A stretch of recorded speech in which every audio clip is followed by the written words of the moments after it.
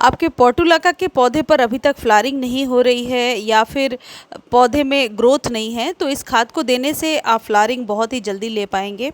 ये एक ऐसा पौधा है जिसे तपती गर्मी में आप बिल्कुल आगे फ्रंट में रख सकते हैं। गर्मी से इस पौधे को कोई नुकसान नहीं होता है और यही इसके फ्लावरिंग का टाइम है। जून से लेकर के अगस्त सितंबर तक बहुत ही अच्छा फ्लावरिंग करता है। ये पौधा बीजों से भी लगा सकते हैं और इसकी कटिंग भी बहुत आसानी से लग जाती है। जैसे ये फ्लावर आपको दिख रहा है, इस फ्लावर को यदि आप नहीं हटाएंगे तो इसके नीचे जो सीड पॉड तैयार होगा उसमें काले काले बीज बनने लगेंगे। लेकिन अभी आपको बीज नहीं चाहिए, अभी फ्लावरिंग लेना है, तो आप इसे रेगुलर बेस पर डेड हेडिंग किया करेंगे। सेकंड इंपॉर्टेंट टिप ये है कि पौधे को घना कैसे बनाया जाए। घना बनाने के लिए रेगुलर पिंचिंग करेंगे, यानी 10 दिनों पर एक बार ऊपर से पकड़ करके 2 पत्तों को पिंच कर देंगे तो वहाँ से नई स्टेम निकलेगी और ये पौधा बुशी होते जाएगा।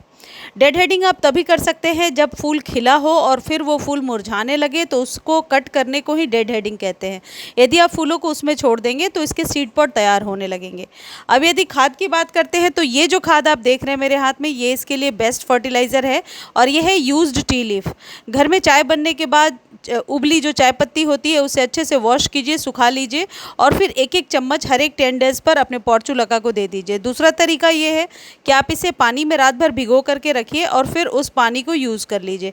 इससे आपके पौधे पर आप देखेंगे बहुत इंस्टेंट रिजल्ट आएगा और ये पौधा बहुत जल्दी फ्लावरिंग करने लगेगा। पोर्चुलाका के लिए ये बेस्ट फर्टिलाइज़र है।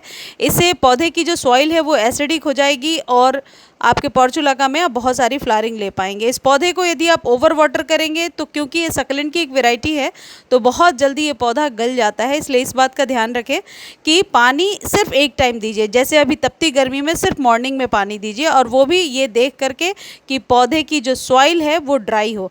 यदि मिट्टी में पानी है ऑलरेडी तो आप ऊपर से पानी ना दें तो बेहतर होगा। इस पौधे में ज़्यादा गुड़ाई नहीं हो सकती, गुड़ाई होने से जड़ें डिस्टर्ब हो जाती हैं।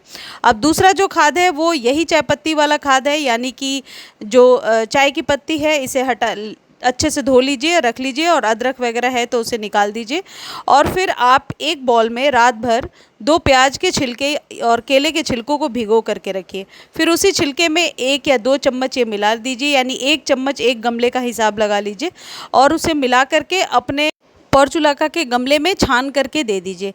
जो छानने के बाद जो चीज़ें बच जाती हैं, यानी केले के छिलके और नींबू के छिलके और प्याज के छिलके, नींबू के छिलके ऑप्शनल है, यदि आपके पास है तो मिला सकते हैं, उनमें वापस पानी डाल करके रख दीजिए और 3 दिनों के बाद इसे फिर से आप इस्तेमाल कर सकते हैं। इसके इस्तेमाल से ये पत्तियाँ ना मुरझाएंगी ना सूखेंगी और पौधे की ग्रोथ भी तेज़ होगी। पोर्चुलाका के लिए कभी भी बाहर से खाद नहीं लेना चाहिए, हमेशा होममेड खाद ही देना चाहिए। पोर्चुलाका के फ्लावरिंग का समय भी है, इसलिए ये खाद बेस्ट है। इसमें जो प्याज का जो छिलका है वो आपके पौधे को नेचुरली एनपीके प्रदान करेगा, जिससे कि आप अपने पौधे की ग्रोथ बहुत अच्छी ले पाएंगे। और बनाना पील्स में पोटेशियम की मात्रा ज़्यादा होती है, जिससे कि फ्लावरिंग ज़्यादा से ज़्यादा लेने में मदद मिलेगा। यदि आपके यहाँ बरसात शुरू हो गई है यानी बारिश हो रहा है तो बारिश के पानी में लिक्विड देने से आप बचेंगे। जब सॉइल ड्राई हो तभी इस लिक्विड का यूज़ करें। धन्यवाद।